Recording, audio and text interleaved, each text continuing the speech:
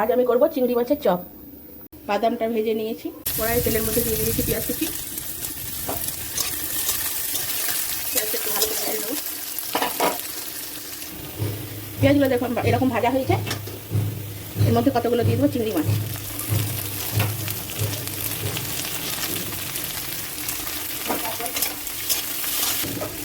মাছটা অনেকটা ভাজা হয়ে গেছে, এরপর আদা রসুনের পেস্ট, লবণ, একটু ধনে গুঁড়ো, হলুদ গুঁড়ো, জিরে গুঁড়ো এটা দিয়ে দেবো।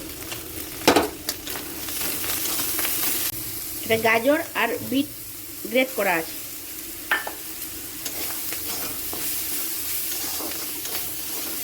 একটু দেবো ভাজা গুঁড়ো, কাঁচা লঙ্কা কুচি, সঙ্গে আলুটাও দিয়ে দেবো।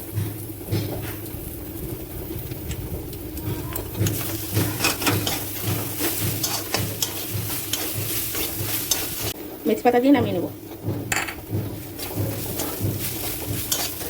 চপটা ভাজার জন্য এখানে কিছুটা নিয়েছি কর্নফ্লাওয়ার, একটু হলুদ, লবণ আর একটু বেসন, এটা দিয়ে আর একটা ডিম দিয়ে ভালো করে ফেটিয়ে নেব।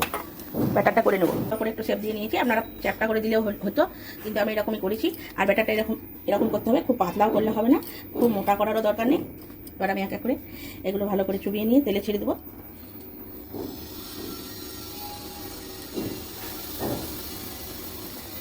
আমার দেখুন চিংড়ি মাছের চপ একদম রেডি। দেখতে পাচ্ছ মাছ, চিংড়ি মাছের চপ করেছে, দেখো চিংড়ি মাছ খেয়ে কেমন হয়েছে, দারুণ টেস্টি।